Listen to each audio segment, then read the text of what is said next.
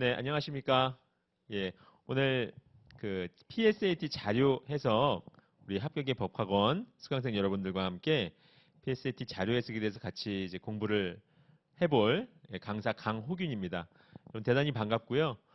아마 이 강의를 들어오시는 분들은 이 시험에 대해서 뭐 한 번쯤 들어보셨거나 아니면은 아주 처음 시작하시는 분들 위주로 이 기초 강의이기 때문에 들어오실 거라고 제가 예상하고 이렇게 강의를 이제 준비를 했습니다.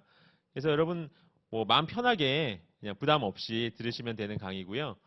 나 PSAT에 대해서 잘 모르는데 그런 분들을 위해서 준비된 강의이기 때문에 여러분이 특별히 뭐 미리 공부를 하시거나 준비하시고 들어야 되는 강의는 아닙니다. 제가 또 미리 말씀드리지만 아주 쉽게 기본적인 거 제가 아무것도 모르신다는 가정하에 강의를 할 거거든요. 그래서 만약에 공부를 좀 하신 분이라면은 좀 쉽다, 당연하다 느끼실 수도 있는데 그건 이 강의 자체가 아주 그냥 처음 정말 이 PSAT의 문을 열고 들어오시는 분들을 위해서 하는 강의이기 때문에 쉬울 수밖에 없다는 부분을 여러분이 조금 인지하시고 강의를 들어주시면 감사하겠습니다. 자료 해석은 많은 분들이 이제 수학이다 뭐 이렇게 생각하시는 분들이 있는데 사실은 그렇지 않습니다. 제가 생각하는 자료 해석은 사실 숫자로 된 논리다 이렇게 전 말씀을 드리고 싶거든요. 그러니까 논리 문제입니다. 논리. 그러니까 우리가 어떤 사물을 대할 때, 또 문제를 대할 때 어떻게 논리적으로 접근하느냐 사실 그게 중요한 거거든요. 근데 이제 그 여러 가지 방법 중에 하나가 숫자를 이용해서 접근을 하는 거죠.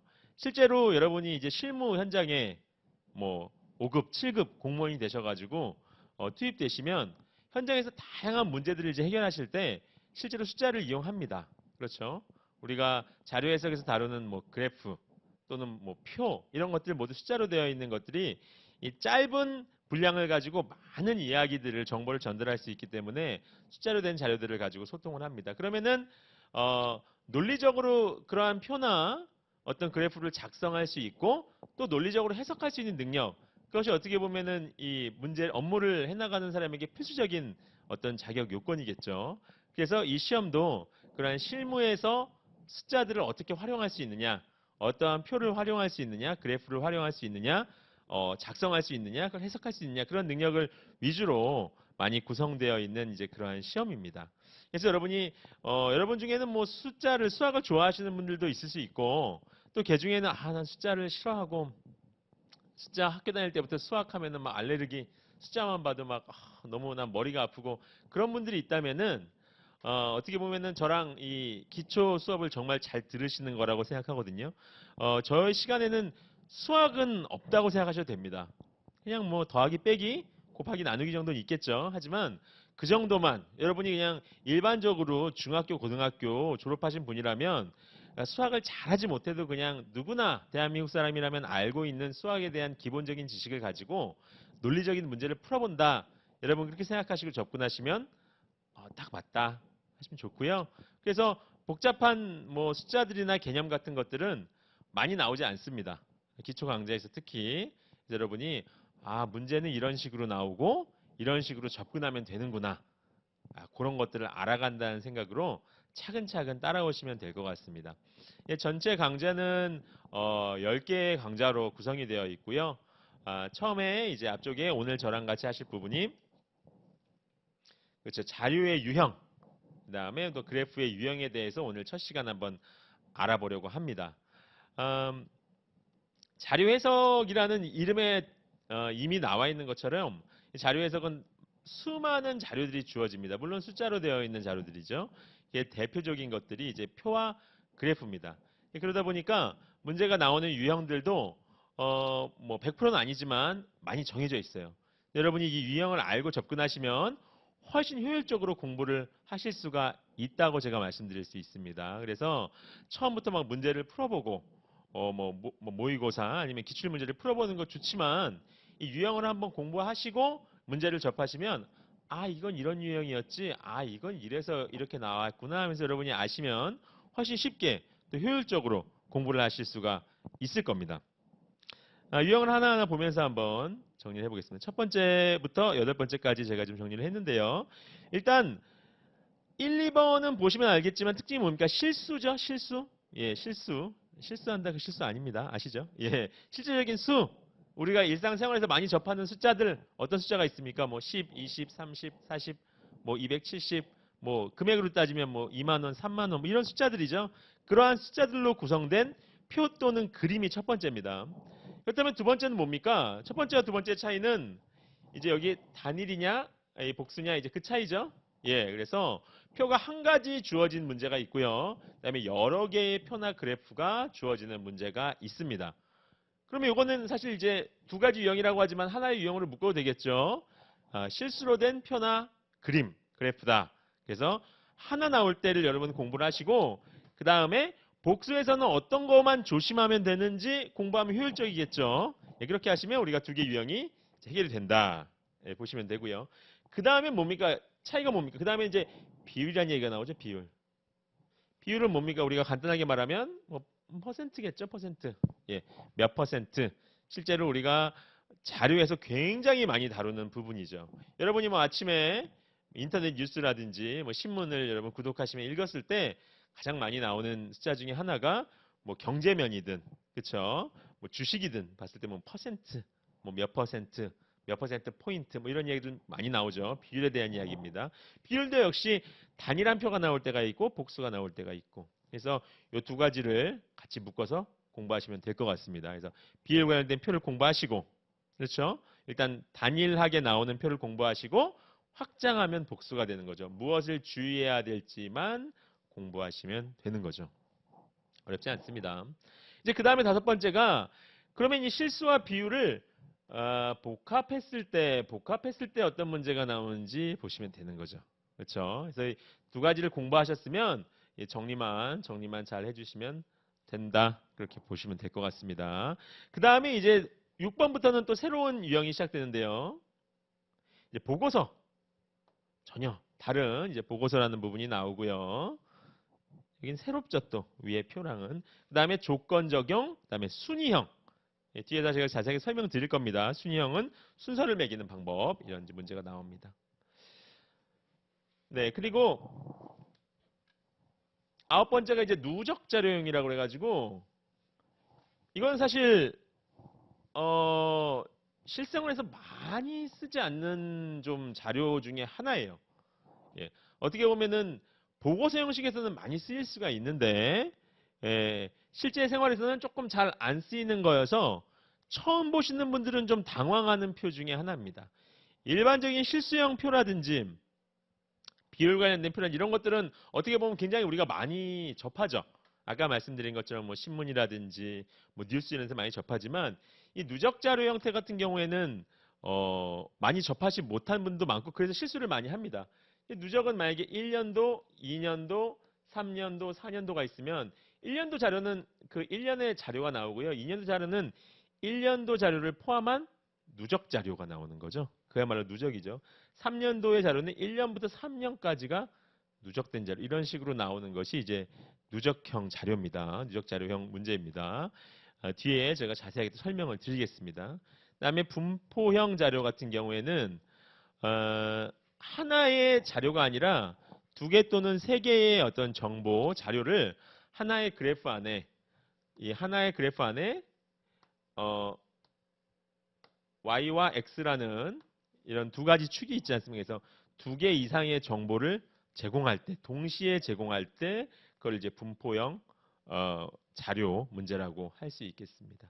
그다음에 이제 계산형 같은 경우에는 이런 그래프보다는 다양한 정보를 이제 표 형태로 주어지고 조합해서 계산하는 문제가 나오게 됩니다. 12번째는 아이디어와 수적 센스인데 요거는 어떻게 유형이 아닌 유형입니다. 사실 유형이라고 말하기 어려운 유형 중에 하나인데 문제가 다양하게 변형이 될 수가 있습니다. 좀 창의적인 문제들이 많이 나오고요. 그래서 보시는 분에 따라서 조금 어렵다. 뭐 제가 굳이 말씀드리자면 수험생 입장에서는 이미 수적 센스가 있는 분한테는 너무너무 쉬운 문제가 될 수 있고요.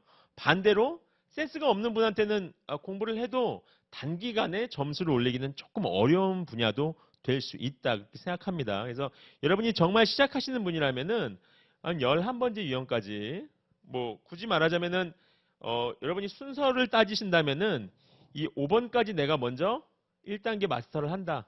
예, 보시면 될 것 같고요. 그 다음에 6번부터 7번, 8번, 그 다음에 뭐 11번까지 그 다음 유형을 뭐 2단계로 마스터 하신다. 보시면 좋을 것 같고, 요거는 이제 마지막 최종 예, 공부를 하시다 보면 수적 센스가 또 늘어날 수가 있죠. 예, 그래서 공부를 한다. 그때는 그때 문제가 나올 때마다 보고 좀 대처하는 연습을 하시는 게 좋을 것 같다. 예, 설명을 좀 드릴 수 있을 것 같습니다. 네, 하나하나 한번 보시죠. 첫 번째가 이제 실수, 단일, 표 또는 그림입니다. 그래서 이제 실수에 대해서 다룰 거고요. 그다음에 단일. 이게 기본이죠. 어떻게 보면 실수로 된 표 문제가 뭐 7, 80% 출제된다고 해도 과언이 아닌데요. 예, 같이 한번 보시겠습니다. 이 표를 이제 뭐 제가 이 개념에 대해 설명드리는 것보다 이렇게 사례를 하나 들어드리는 게 가장 여러분 이해가 빠르실 건데요. 보시면 이 표는 A 기업의 콘텐츠 유형별 매출액입니다. 매출액이고 가로 방향에 이제 이 콘텐츠별로 게임, 음원, 영화, 뭐 SNS 전체 이런 식으로 나오고요. 세로 방향엔 연도. 아주 뭐 티피컬한 그런 표라고 할 수 있죠. 주로 뭐 한쪽에는 콘텐츠가 나왔다면은 다른 한쪽에는 연도라든지 뭐 지역이라든지 이런 식으로 네, 정보가 나열되는 형태의 어떤 표. 그래서 뭐 이런 표 많이 접하셨죠? 이런 표 나왔을 때 여러분이 어떻게 접근하시면 좋은지 그에 대해서 제가 간단하게 설명을 드려보겠습니다. 일단 우선 판단 사항이라고 여러분 교재를 같이 보시면 좋은데 우선 판단 사항이라고 정리가 되어 있죠. 그래서 연도가 많이 나와 있습니다. 연도가 나온 표가 상당히 많아요. 여러분 시험에서 많이 접하실 건데 그럴 때 첫 번째 뭐냐면은 연도의 시작과 끝이 어딘지 보시는 게 중요합니다. 그래서 몇 년도부터 몇 년까지를 지금 제시하고 있는지 문제에서 뭐 만약에 가장 빠른 해 또는 가장 늦은 해라든지 그 다음에 뭐 몇 년도부터 뭐 2019년도를 물어봤는데 뭐 이게 시작일 수도 있고 아닐 수도 있고 그래서 엉뚱한 정보를 찾는 일은 없도록 그래서 몇 년도부터 몇 년도까지 제시하고 있는지 한번 확인하시는 게 중요하고요. 그다음에 제시된 자료의 제목 상당히 중요합니다. 제목을 잘 안 읽고 넘어가시는 경우도 많아요. 실제로 뭐 문제도 안 읽고 넘어가시는 분들도 굉장히 많죠.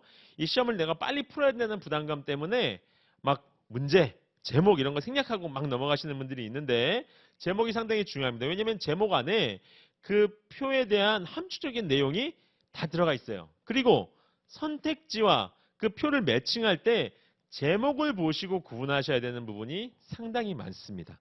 제목을 반드시 읽어주는 연습. 그 다음에 제시된 자리의 단위 확인. 단위 확인은 정말 제가 아무리 강조해도 지나치지가 않아요. 그냥 여러분이 표를 딱 만나면 단위는 그냥 습관적으로 그냥 보셔야 돼요. 퍼센트네, 100만 원이네, 뭐 그다음에 뭐 1,000원이네, 뭐 금액으로 따진다면 사람이라면 명이네, 1,000명이네. 그냥 단위는 항상 이 나중에 지금 제가 설명드리겠지만 표 우측 상단에 가로해가지고 항상 표시하게 돼 있고요.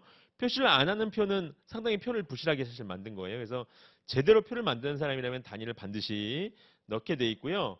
요거는 뭐 확인하는 건 그냥 습관적으로 아무리 강조해도 그다음에 지나치지 않다 이렇게 말씀드릴 수 있습니다. 그다음에 항목별 값과 전체 합, 그러니까 부분적인 값들의 총합이 전체 합과 같은지 이건 이제 수험생분들이 뭐 선생님 당연히 같아야 되는 거 아닙니까? 같지 않은 표들이 나옵니다. 그럼 이상한 거죠? 자료가 잘못된 거죠? 그게 아니라 일부 항목이 생략되었을 수 있다. 여러분이 그런 의미에서 이 부분을 실제로 많이 그런 부분에 출제가 되기 때문에 좀 관심 있게 보실 필요가 있습니다. 그럼 실제 표를 보면서 이야기하시죠. 제가 방금 말씀드렸습니다. 그냥 표가 나오면 3종 세트 여러분이 그냥 이거 그냥 아주 습관적으로 보셔야 돼요. 일단은 연도가 몇 년도부터 몇 년도까지인지 보시고요. 예, 그냥 기본으로 보시는 거죠. 외우실 필요는 없잖아요. 그렇죠? 보시고 그다음에 제목 보시는 거죠. 그래서 A 기업의 콘텐츠 유형별 매출액이구나 해서 콘텐츠 유형이 나오고요. 그다음에 매출액이 나오고 간단한 거죠. 그 다음에 단위 100만 원이구나. 그래서 여러분이 뭐 실제로 계산하실 때는 이렇게 하실 필요가 없지만 선택지에서 답을 만약에 계산하는 그 정확한 값을 물어보는 게 나오면은 이거를 744 4라고 하면 안 되고요. 그쵸? 어떻게 여기 100만 원이니까 6개를 붙여서 그럼 얼마가 됩니까? 쉽게 읽으실 수 있어야 되는 거죠. 예, 8개면은 그래서 7억 4,400만 원이구나. 이렇게 푸실 수 있도록. 요즘은 그런 문제 많이 안 나오지만 예전만 해도 이런 거 가지고 이제 장난치는 문제들 나왔었죠.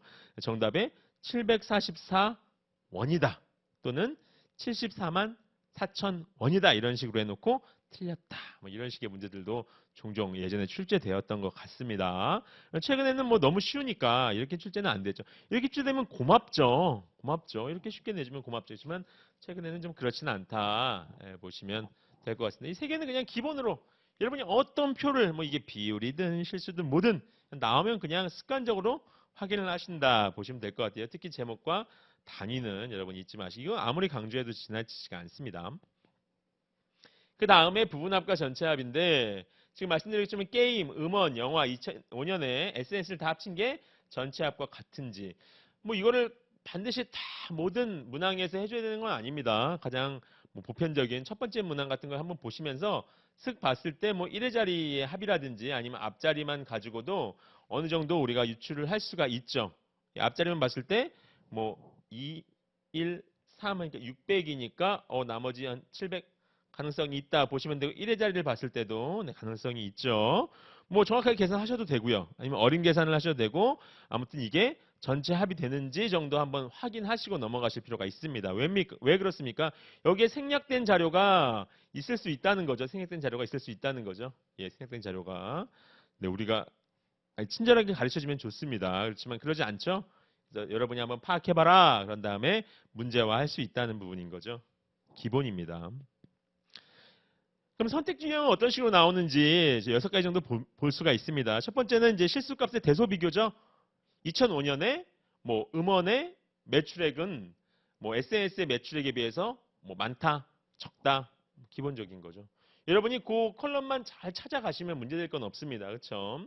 그다음에 실수값의 경향성 판단해가지고 뭐 지속적으로 증가하고 있다든지 감소하고 있다든지 또는 2005년과 2006년 또는 음원과 SNS의 경향이 그렇죠? 증감 경향이 같다, 다르다 이런 식으로 이제 문제가 많이 나올 수가 있습니다. 그다음에 실습값을 이용한 비율 산출. 뭐 2005년에 SNS는 전체 매출의 뭐 50%다, 30%다 이런 문제 나올 수 있는 거죠. 그다음에 실습값을 이용한 산출 비율의 항목 간의 비교. 그렇죠? 비율이 어떤 게 뭐 더 몇 프로 더 높다든지 그런 식으로 말할 수 있는 거죠. 그다음에 실수값 간의 격차 대소 비교. 격차라는 거는 A라는 값이 있고 이제 B라는 값이 있다. 또는 C와 D가 있다. 그럼 요 차이가 주어진 뭐 알파 베타가 있다고 할 때 위에 게 큰지 뭐 작은지 뭐 이런 거 가지고 이제 이야기하는 거죠. 그래서 빼기 하시고 여러분이 큰 숫자 작은 숫자만 구분하실 수 있으면 어려운 문제는 절대 아닙니다. 계산 실수만 하지 않으신다면. 근데 뭐 이런 경우에 막 디테일하게 막 1의 자리까지 이렇게 비교되는 경우 잘 없기 때문에 뭐 큰 틀에서 여러분이 어림 계산만 하실 수 있다면 큰 문제 없습니다. 그렇죠? 그다음에 실수값 간의 격차 대소 비교. 아까 다 말씀드렸습니다. 네, 그다음에 전년 대비 또는 직전 기간 대비 증감률 계산. 증감률 계산. 이제 증감 폭이 아니라 비율 계산을 얼마큼 몇 프로 증가했다. 우리 그런 얘기 많이 하잖아요.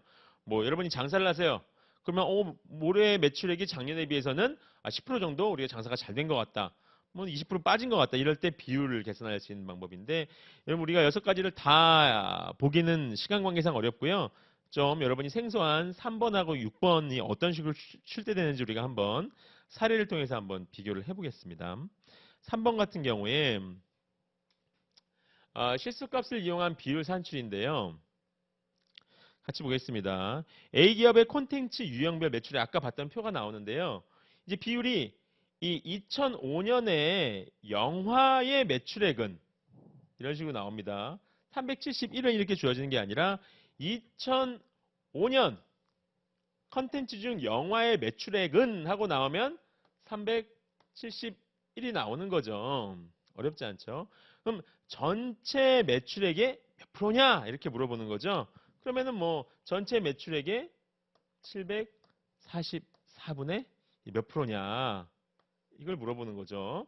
퍼센트로 하려면 어떻게 하면 됩니까? 그냥 곱하기 100 해주시면 되는 거죠. 곱하기 100. 정석으로 풀려면 이렇게 풀어주시면 되는 거죠. 그런데 질문에서는 몇 프로냐 이렇게 계산 문제처럼 나오지 않고 이런 식으로 선택지에서 많이 나옵니다. 50% 이상이냐? 뭐 예를 들면은 아니면은 50% 이하냐? 뭐 50% 초과냐? 미만이냐? 이렇게 나온다는 거죠. 그럼 어떻게 하면 됩니까? 50%라는 건 뭡니까? 절반이죠. 절반이죠.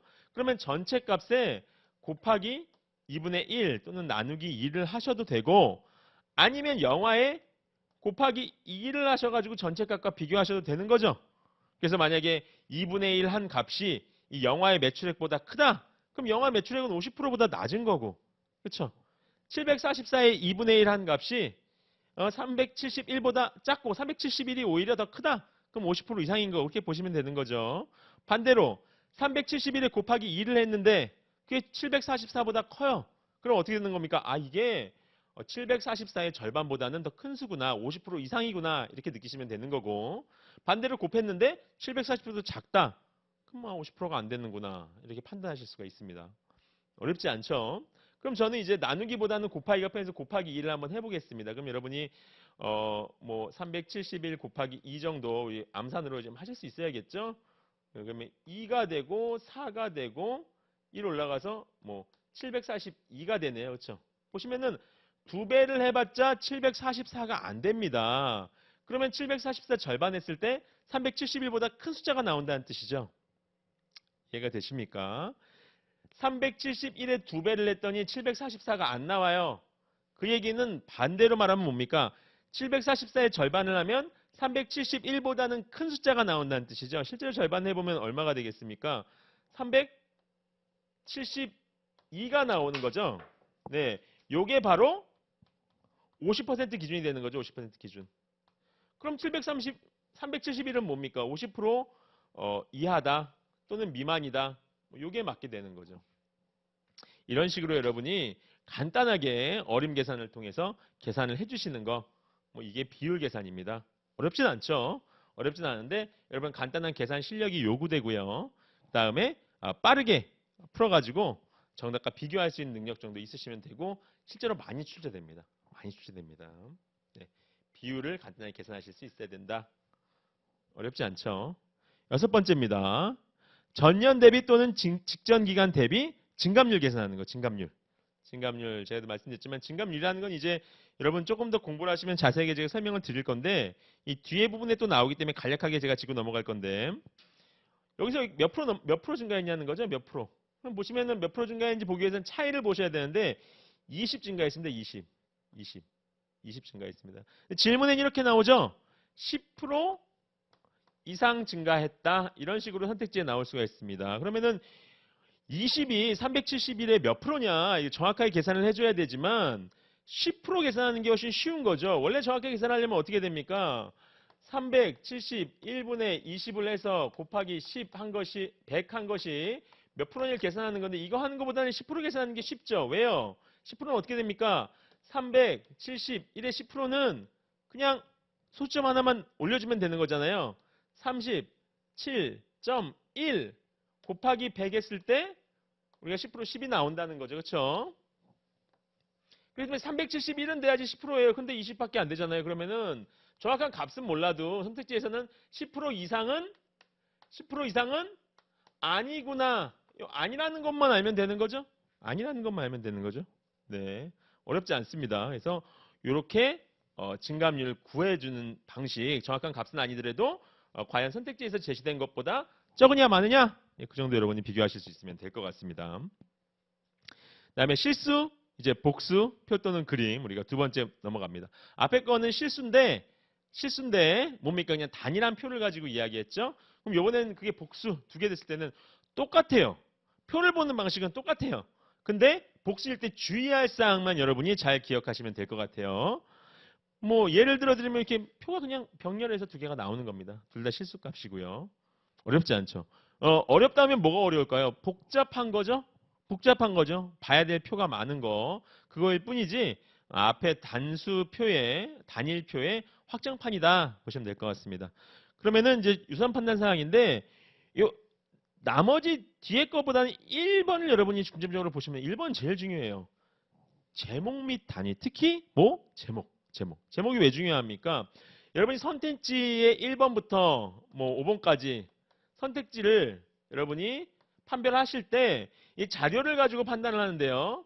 자료가 하나만 제시되면 상관이 없는데 자료가 두 개 제시되면은 어떻게 됩니까? 이 1번 선택지를 판단하기 위해서 A라는 자료를 참고해야 되는지 B라는 자료를 참고해야 되는지 이걸 여러분이 최초에 판단을 하셔야 되는데 여러분이 이걸 정확하게 안 하시면 A 한 번 봤다가 B 한 번 봤다가 A 한 번 봤다가 B 한 번 봤다가 뭡니까? 시간 낭비가 되는 시간 낭비. 우리 시험에서는 가장 중요한 것 중에 하나가 뭡니까? 빠르게. 그렇죠? 빠르고 정확하게 푸는 거. 근데 어느 편지 몰라서 우왕좌왕하면서 시간이 낭비가 된다는 거죠. 안 되겠죠, 그러면은. 그래서 제목을 미리 정확하게 파악을 하고 있으면 어떻게 됩니까? 1번 표를 받을 때 빨리 1번 표를 보고 거의 선택지의 이 주제와 이 제목과 일치하는 표를 찾아가시면 되겠죠. 2번 같은 경우에는 B를 빨리 찾고 뭐 이런 여러분의 습관들이 잡혀져 있으셔야 된다는 거죠.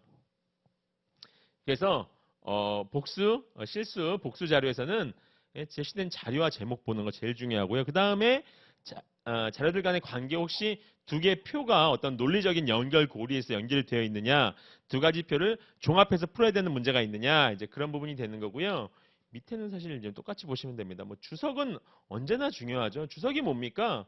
뭐 당구장 표시, 뭐 별 표시, 뭐 꽃 표시, 별 표시 이런 식으로 해가지고 뭐 그렇죠? 뭐 가로 이런 식으로 해가지고 표 밑에 붙어 있는 것들이죠. 여기 중요한 정보들을 집어넣어 놓고 이제 작게 써놓고 또 문제를 내는 경우들이 있다는 거. 이건 언제나 중요한 거죠. 네, 실제로 제시된 자료의 제목 및 단위. 네, 요것만 잘 보시면 된다는 거. 여기 제목이 항상 위에 이런 식으로 나와 있죠. 그래서 두 가지 차이는 뭡니까? 하나는 논이고 하나는 밭인 거죠. 그래서 논을 물어보는데 밭에서 찾고 있고 밭을 물어보는데 논을 찾고 있고 그러면 시간이 낭비가 되면서 여러분이 합격하기 힘들어진다는 이제 그런 말씀이 되겠습니다. 어렵지 않죠? 제목을 항상 정확하게 파악하는 거 중요합니다.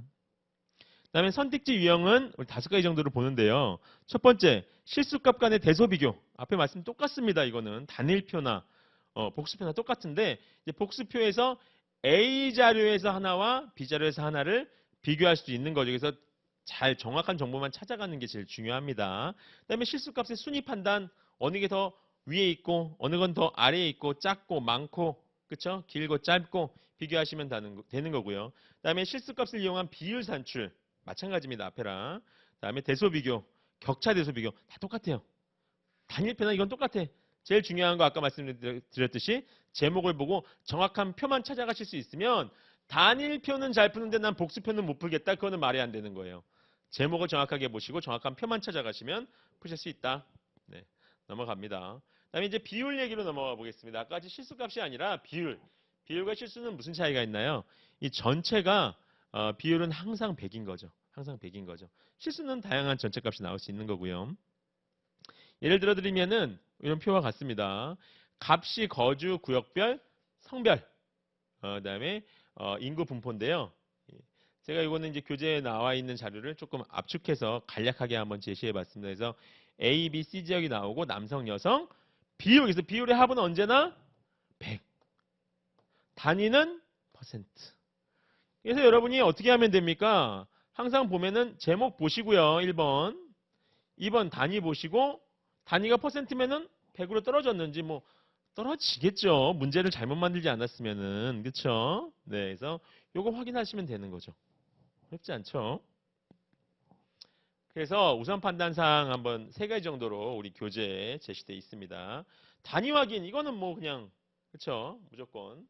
무조건인 거고 이거는 그냥 뭐 습관적으로 보시면 되는 거고 그다음에 비율값 계산의 기준 판단 그렇죠? 이 비율이 어떤 기준에 선정됐는지 제 뒤에 같이 보겠습니다. 그다음에 세 번째는 비율값을 실수값으로 판단할 수 있느냐? 과연 전체 인구의 20%라고 했을 때 그 20%가 실제 사람 숫자로는 몇 명인지 우리가 계산을 해낼 수 있느냐라는 부분에 대해서 판단할 수 있는지를 한번 같이 보겠습니다. 그 다음에 선택지 유형으로는 비율값 간의 이제 대소 비교를 또 할 수 있겠죠. 대소 비교. 비율도 50%가 20%보다는 큰 거잖아요. 이걸 부인할 수 있습니까? 이걸 오해하시는 분들이 있는데 선생님 지금 실수값은 알 수 없잖아요. 실제 수는 어느 게 많은지 맞죠. 실수값은 알 수 없죠. 그렇지만 비율 자체로 50%가 20%보다 크다는 거는 부인할 수 없는 거잖아요. 그렇죠? 그다음에 조사 대상 전체 중 특정 내용만을 판단할 수 있는가? 또는 조사 대상의 실수값을 유추할 수 있느냐? 방금 제가 처음에 설명드렸던 것처럼 전체 값의 50%라고 했을 때 과연 전체 값이 주어지고 우리가 계산해낼 수 있도록 문제를 구성했는지 아니면은 절대로 계산할 수 없는데 계산할 수 있는 것처럼 우리를 속이려는 문제를 출제했는지 그런 부분들을 이제 여러분이 잘 판단하셔야 되는 거죠. 그다음에 항목 간에 이제 비율값의 격차가 있고 가정을 어떻게 적용하고 있는지 그런 부분들입니다. 선택지를 한번 같이 보면서 중요한 것들을 좀 짚고 넘어갔으면 좋겠는데요. 세 번째, 실수값을 유추할 수 있느냐? 유추할 수 있는 경우도 있고 아닌 경우도 있는 거죠. 예를 들면 B지역 남성이 여성의 3배 이상이다. 남성의 여기서 조금 이제 인구수죠. 인구수가 생략되어 있는데 여기 인구수가 남성의 인구수가 여성 인구수의 3배 이상이다. 여기서 비율값인데 실제 인구를 어떻게 합니까? 라고 말할 수 있는 학생도 있습니다. 하지만 비율이라도 기준이 동일하죠. 이 B지역의 인구는 얼마인지 모르겠지만 알파라고 했을 때 이 기준이 동일하다면은 이 비율에 의한 실수값도 달라지지 않는다는 거죠. 무슨 말인지 이해하십니까? 만약에 전체가 100명이라고 했을 때 전체가 100명이라고 했을 때 남성이 78명이고 그다음에 여성이 22명이라면 퍼센트도 달라지지 않는다는 거죠. 퍼센트도. 근데 만약에 전체가 50명이다. 그런데 남성이 몇 명이면 되겠습니까? 39명. 그다음에 여성이 몇 명? 11명이다. 그래도 퍼센트는 똑같다는 거죠. 이게 78%, 22%. 무슨 말입니까? 이 베이스 금액이 어떻게 달라지든 이 베이스 금액이 똑같은 표 안에서는 비율과 실수값은 1대1로 비례할 수밖에 없다는 거죠. 요 B라는 똑같은 이걸 제가 베이스 금액이라고 표현하는데 이 B의 전체 인원수가 정해지는 이 한도 내에서는 실수값도 비율과 똑같이 비례해서 변화할 수 있다는 거죠. 이해 가시죠? 예. 그래서 78%, 22%면은 이 B라는 하나의 어떤 단위 안에서는 구역 안에서는 3배 이상이구나. 22 곱하기 3하면 66인데 66보다 많으니까 3배 이상이구나. 어렵지 않은 거죠. 그런데 만약에 이렇게 달라지면 얘기가 달라지죠. A 지역의 여성이 B 지역의 여성보다 2배 이상 많다. 뭐 이런 선택지가 있다고 생각하겠습니다. 밑에랑 상관없이 2배 이상 많다. 맞습니까? 아니죠. 왜요? 우리가 A 지역의 전체 인구수를 알지 못하고 B 지역의 인구수를 알지 못하는데 어느 게 더 많은지 적은지 어떻게 말할 수 있습니까? 58%가 22보다 숫자가 크니까 더 많다? 아니죠. A 지역은 인구가 작을 수 있죠. 예를 들면은 우리나라 전체 인구의 대한민국 전체 인구의 58%랑 중국의 22%랑 어디가 더 많습니까? 중국은 10억 인구로만 따졌을 때 22%면 2억 2천만이죠. 예. 우리나라는 전체 인구가 5천만이라고 했을 때 절반 하면은 뭐 이게 클 수도 있겠네요. 그렇죠? 예. 만약 예를 들어서 뭐 40%다. 40%다. 그렇죠? 40%다. 그러면 중국의 40%는 뭐 10억이라는 걸 봤을 때 4억 이렇게 되지 않습니까? 22%도 뭐 마찬가지고 2억이네요. 2억 2천이네요. 그러면은 우리는 전체 인구를 해도 1억이 안 되는데 여기다 몇 퍼센트를 심지어 99%를 한다고 한들 100%를 한다고 한들 중국의 40%나 20% 인구하고는 비교할 수가 없는 거죠. 마찬가지로 우리가 베이스 금액을 알지 못하기 때문에 이건 단순 비교는 어렵습니다. 대신 여기서 5분에서 말씀하시는 것처럼 가정의 적용이라는 건 되겠죠. 가정. 예, 어떤 가정이 있습니까? A 지역과 B 지역의 여성 인구수가 동일하다면, 이게 가정이죠. 영어로 if죠. 만약에 두 개가 동일하다면, 그렇다면 인구수는 어떤 거냐? B가 더 많다? 이렇게 말하는 거죠. 제가 지금 말씀드린 거랑 같은 거죠. 그렇죠? 우리나라 인구의 58%와 예를 들어서 뭐 일본이 뭐 우리나라 인구의 한 2배 정도라고 가정을 하겠습니다. 했을 때 뭐 일본의 뭐 29% 절반이라고 했을 때 같을 수가 있는 거죠. 같을 수가 있는 거죠. 일본의 인구수가 우리나라의 2배라고 가정을 했을 때 같을 수가 있는 거죠. 그런 것처럼 두 개가 같다면 비율이 작은 쪽에 전체 인구가 많을 수밖에 없는 거죠. 실제값이 같다면 실제값이 얘도 100명이고 100명이고 같다면은 비율은 왜 작은 겁니까? 전체가 많으니까. 그렇죠? 여러분 똑같은 양의 소금을 물에 집어넣어도 어떤 물은 더 짤 수 있고 어떤 물은 더 싱거울 수 있죠. 왜요? 물의 양에 따라서. 그렇죠? 작은 컵의 물에다가 설탕을 한 숟갈 넣으면 굉장히 짜겠죠. 근데 커다란 욕조에다가 설탕을 소금을 한 숟갈 넣어봤자 별로 짜지지가 않는 거잖아요. 그래서 같은 값이라면 비율이 낮은 쪽에 전체 베이스 금액은 더 크다 이렇게 볼 수 있는 거죠. 다음에 비율 복수표 또는 그림인데요. 마찬가지예요. 실수처럼 그냥 비율표가 2개 이상 나온다 보시면 되고요. 단위 확인 잘 하시고 그렇죠. 다음에 뭐 정렬 방식이 세로냐 가로냐 뭐 이런 것들 다음에 관계 생략된 자료 유무 다 중요합니다. 그렇지만 무엇보다 중요한 건 뭘까요? 제목 잘 판단하시라는 거. 이거는 뭐 앞에 제시했기 때문에 중복적으로 말씀드리지 않고 있는데 결국은 제목 잘 파악해가지고 이 선택지에서 묻는 게 1번 표인지 2번 표인지 3번 표인지 그것만 잘 구분하시면 이 문제는 단일 비율 표 또는 그림을 이해했는데 복수는 이해가 안 간다. 말이 안 되는 거죠. 말이 안 되는 거죠. 네, 선택지 유형입니다. 뭐 대소 비교, 뭐 경향성 판단 나오죠. 중요하다는 건 좀 중요하고 여러분이 생소할 수 있는 건 비율값 간의 증감 판단,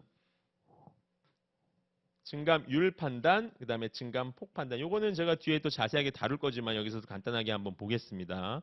다음에 생략된 자료를 뭐 고려해야 되느냐? 생략될 수 있으니까 생각해 보시면 될 것 같고 특히 생략된 자료에 대해서 퍼센트니까 뭐 퍼센트들을 또 계산해낼 수 있느냐 그런 것들 여러분이 보시면 될 것 같아요. 어렵진 않죠. 비율값 간의 증감을 판단하는 거 제가 간단한 예시로 한번 보여드릴 건데요. 100에서 150으로 증가하는 경우가 있고 50에서 90으로 증가하는 경우가 있습니다. 네. 그렇다면 어떻게 되는 겁니까? 증감 폭으로 먼저 판단을 보면은 폭이라는 건 뭡니까? 뭐 50 늘어난 거죠? 네, 50만큼 늘어난 거죠. 그렇죠? 네. 여기는 40 늘어난 거 40. 제가 뒤에 자세하게 설명드릴 거예요. 여기서 간략하게 설명을 드릴게요. 증감폭 또는 증감량 또는 증감액 뭐 이런 식의 다양한 표현이 있는데 어쨌든 양에 대한 것을 물어봤을 때는 당연히 많겠죠. 당연히 많겠죠. 그렇죠? 그럼 증감률은 어떻게 계산해야 될까요? 증감률이라는 거는 어디서부터 시작했느냐가 중요한 거죠. 100에서부터 시작했느냐? 50에서 시작했느냐? 증감률, 비율이니까 비율은 기준이 있어야 될 거 아닙니까? 그럼 100에서부터 시작해서 50 늘어나면 여러분 단순하게 생각하면 몇 프로 늘어난 겁니까? 절반 늘어났죠? 절반? 100에서 50 늘어났으니까 절반 늘어난 거. 그러면은 50% 늘어난 거잖아요. 그렇죠? 근데 여기는 40이지만 50에서 40 늘어난 거는 50의 절반은 뭐 25죠? 그보다 훨씬 많이 늘어났다는 걸 여러분 아실 수 있죠. 그래서 요거는 얼마 80% 정도 늘어난 거죠. 80%. 그렇죠? 80%. 무슨 말입니까? 증감량은 40이 적지만 그렇죠? 증감률 비율은 40 늘어난 게 80%로 더 많을 수 있다는 거죠. 그래서 이 증감량과 증감율 그렇죠? 증감폭과 증감율을 구분해서 여러분이 생각하실 수 있는 능력 그게 이제 비율 복수 편 또는 그림에서 중요하다. 실수에서도 마찬가지고요. 사실은 이거는 네 그런 능력들이 여러분 중요합니다. 그 다음에 다섯 번째 유형이 실수 플러스 비율에 표 뜨는 그림. 그러니까 같이 융합되어 있는 거죠. 두 가지가. 이거는 뭐 실수를 이해하셨고 비율을 이해하셨으면 뭐 쉽죠. 쉽죠. 우선 판단상 뭐 단위 확인, 연도 확인, 관계.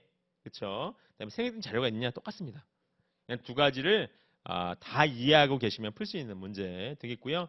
선택지 유형도 뭐 대소 비교, 증감률, 증감폭, 그다음에 생략된 자료 고려 판단, 그다음에 실수값을 고려한 자료의 판단 뭐 똑같습니다. 네. 제가 물 한 모금 마시고 하겠습니다.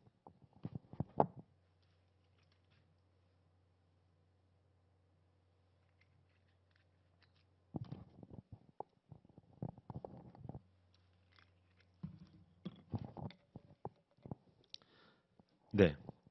어려운 문제는 아니고요. 실수랑 비율을 다 이해하셨다면은 뭐 간단하게 풀 수 있는 문제가 되겠습니다. 어렵지 않죠? 네. 그다음에 이제 보고서 유형으로 좀 넘어가 보겠습니다. 보고서 유형은 제가 자료가 많아서 이 PPT에 실지는 못했고요. 여러분 이제 교재에서 23, 4페이지를 좀 참고하시면 좋을 것 같습니다. 네. 보고서 유형에는 크게 세 가지 형식이 존재합니다. 이 세 가지 형식을 이해하시면 보고서를 거의 다 이해했다 이렇게 보시면 되는데요. 일단은 보고서를 먼저 제시하고 선택지에서 그 보고서의 내용에 대해서 묻는 문제가 있어요. 그래서 선택지는 주로 자료 형태로 제시가 되면서 이 보고서를 작성하기 위해서 사용되지 않은 자료를 한번 골라봐라. 그러니까 어떤 하나의 A라는 보고서를 만들기 위해서는 수많은 자료들이 참고가 되지 않습니까? 예, 스몰 a라든지 스몰 b라든지 스몰 c라든지. 근데 이 논리적으로 이 대문자 A라는 논리로 규결되기 위해서는 세 가지 요소가 다 필요한 거죠. 근데 이 중에 하나를 선택지에서 주어지지 않고서는 빠진 걸 찾아라. 그런 문제 나올 수 있다는 거죠. 네. 그럼 또 반대도 가능하죠. 자료를 제시하는 거죠. A, B, 그다음에 C를 나누고 그다음에 선택지가 이제 보고서 형태로 나오면 선택지가 보고서 형태로 나오면서 그렇죠? 여기서 바탕으로 요걸 만들었을 때 그렇죠? 대문자 A가 나오는데 뭔가 틀린 것은 없느냐?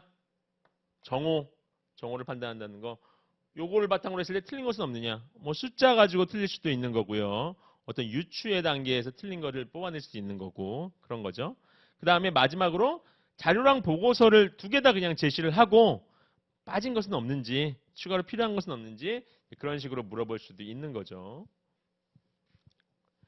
여러분 요거는 실제로 문제를 보시면은 아까 제가 교재를 참고하시라고 했는데 상당히 뭐 의사소통 문제처럼 이렇게 나오는 그런 형식의 이제 긴 지문들이 나오는데 결국은 선택지들을 조각조각 나와 있는 문장 단위로 끊어진 선택지를 그냥 모아서 하나의 글을 완성했다 보시면 됩니다.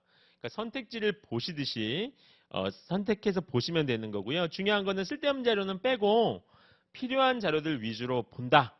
그렇게 보시면 될 것 같아요. 어렵지 않습니다. 그럼 이제 우선적으로 판단해야 할 사항부터 보겠습니다. 일단 보고서가 제시가 되어 있으면은 보고서의 연도와 자료의 연도 그런 것들을 여러분 이제 숫자 크지 않은 부분이 여러분 간과한 경우가 있는데 1대1로 잘 매칭이 되는지 비교를 하시고요. 그 다음에 자료 제시되어 있을 때 보고서에서 확인해야 되는 내용만 좀 밑줄을 그어가지고 표시하시는 게 좋아요. 왜냐하면 자료 중에서 보고서랑 관련이 없는 쓸데없는 자료들이 많이 나오는 경우도 있고요. 반대로 자료랑 관계없는 노이즈 자료가 보고서에 섞여 들어가 있는 경우도 많아요. 여러분이 그걸 하나하나 다 보시려면은 시간이 너무 오래 걸리죠? 필요한 것들만 밑줄을 긋고 필요한 것들 위주로 보는 연습을 좀 하시면 좋습니다. 세 번째는 자료랑 보고서 같이 제시했을 때는 보고서의 핵심 주제와 그 자료를 빠르게 이제 매칭을 시키실 수 있는 것. 아까 말씀드린 것처럼 필요한 정보들만 빨리 취사 선택해가지고 정오를 판단할 수 있는 능력 여러분에게 중요한 거거든요. 이건 시간이 많으면 누구나 풀 수 있어요. 보고서 유형 어렵지 않아요. 시간이 많으면 누구나 풀 수 있는데 우리가 정해진 시간에 풀기 위해서는 필요한 것들을 빨리 취사 선택하는 거. 예? 취할 것은 취하고 버릴 건 버리는 연습이 여러분이 되셔야 됩니다. 그래서 뭐 조건 적용 같은 경우에는 저 밑에 이제 표가 완성이 안 돼 있는데요. 예를 들면은 여기서 이제 밑에 표를 완성하려면은 요 이 조건 적용형 문제 같은 경우에는 이 위에 감축률 현황과 밑에 탄소 포인트 지급 기준이라는 조건이 하나가 더 추가가 되는 거예요. 추가가 돼가지고 여기에 어떤 내용들이 들어가냐면은 주로 구간을 정해줍니다. 뭐 전기 같은 경우에 여기다 전기다. 여기 전기 역시 수도, 가스 이런 식으로 정해지고요. 그다음에 구간에 따라서 점수를 매길 수가 있는 거죠. 그렇죠? 뭐 전기 같은 경우에 보시면은 레인지가 어떻게 거의 뭐 1단위부터 시작해가지고 뭐 15단위까지 넘어가잖아요. 그러니까 뭐 0에서부터 뭐 5까지는 어떻고, 그쵸? 뭐 5에서부터 뭐 10까지는 어떻고, 10에서부터 뭐 15까지는 어떻고 하면서 여기다 점수를 뭐 여기 1점, 2점, 3점 뭐 이런 식으로 조건을 주어준 다음에 이 조건에 적용해가지고 계산해서 풀 수 있도록 하는 문제들이 나올 수가 있다는 거죠. 그다음에 수도도 어떤 이 레인지를 정해가지고 그 안에 들어가냐. 그러면은 같은 뭐 15랑 16은 실제 사용량은 다르지만 이 감축률의 현황은 다를 수 있지만 같은 구간 안에 들어갈 수도 있는 거죠. 그래서 같은 점수를 받을 수도 있는 뭐 그런 식의 이제 조건 적용의 문제가 됩니다. 자, 예, 제가 이 밑에 자료를 좀 빼먹었는데 여러분 교재에 보시면 정확하게 나와 있으니까 참고해서 보시면 좋을 것 같아요. 자, 그 다음에 순위형이 있습니다. 8번째 순위형인데 이제 순위형 같은 경우는 어떻습니까? 순위형 문제의 특징은 자료 이 표가 상당히 길죠. 내용이 많죠. 내용이 많고 순위형 문제는 어렵진 않아요. 어렵진 않지만 뭐 이런 표현이 여러분 어떻게 들리실지 모르겠지만 죄송하지만 좀 짜증나죠. 왜요? 자료가 많은데 이걸 다 순위를 매겨야 되니까. 그렇죠? 순위를 매겨야 되고 파악을 해야 되니까 뭐 그런 것들이 좀 어렵습니다. 그나마 이렇게 순위가 정해져 있고 순위에 따라서 매칭을 해놓은 문제는 좋은데 어떤 거는 이게 순위로 나와 있지 않고 그냥 항목들이 어떤 건 큰 금액이 위로 올라가기도 하고 작은 금액이 아래로 내려오기도 하면서 순위가 뒤죽박죽 돼 있는 걸 내가 우리 수험생이 스스로 순위를 매겨야 되는 문제들도 나온다는 거죠. 그럼 상당히 어렵진 않지만 복잡하죠. 헷갈리죠. 그렇죠? 하나 실수만 하면 틀릴 수 있는 문제가 될 수 있는 거죠. 그리고 또 하나 중요한 건 뭡니까? 이 2012년 같은 경우에는 고추란 항목이 제시가 됐는데 2013년에는 고추는 없고 2012년에 없었던 달걀이라는 항목이 추가 제시되는 경우가 있다는 거죠. 이건 왜 그럴까요? 2012년에는 고추를 생산하다가 13년에 생산을 안 한 걸까요? 그건 아니라는 거죠. 그럼 뭡니까? 6위권 안에 들어갔지 못했기 때문에 생략이 된 거죠. 생략이 된 거죠. 그렇죠? 그래서 생략된 자료가 있을 수 있고 값은 존재하지만 우리가 이 표에서는 확인할 수 없는 그런 자료들이 있다는 겁니다. 그래서 순위형 우선 판단 사항을 보시면 크게 두 가지 정도인데요. 제시된 자료가 항목 전체인가? 방금 말씀드린 부분이죠. 그게 1위부터 6위까지로 그냥 끝나는 건가? 아니면 더 많은 자료가 있는데 6위까지만 제시한 것인가? 보실 수가 있는 거고요. 정리된 순위가 특정 연도를 기준으로 또 되어 있는가? 그렇죠? 이건 무슨 말씀이냐면은 이제 같이 보시면은 여기 순위가 정리가 돼 있긴 되어 있는데 여기 보시면 2020년 기준이다 해가지고 2020년 기준으로는 A, B, C, D가 1, 2, 3, 4위가 맞는 거예요. 20년 기준으로는. 그렇지만 19년 기준으로는 틀리다는 거죠. 19년 기준에서는 보면 뭡니까? 이 C가 1위고 그렇죠? 그다음에 B가 2위고 3위고 4위 이렇게 됐다는 거죠. 뒤죽박죽 된 거죠. 그럼 어떻게 해야 됩니까? 내가 잘 매겨야죠, 점수를. 순위를 잘 매겨가지고 풀어야 돼서 이게 뭐 4가지 정도 항목 순위라면은 어렵지 않은데 뭐 10가지 이상 넘어가면은 상당히 헷갈릴 수 있고 다를 수도 있다는 걸 이미 기본적으로 아시는 게 상당히 중요합니다. 무조건 나와있으면 무조건 똑같은 거 아니야? A는 항상 1위 아니야? 아니라는 거죠. 안 그런 표도 많다. 참고하시면 좋을 것 같아요. 네. 네, 여기서 잠깐만 쉬었다가 우리 다음 시간에 또 이어가겠습니다.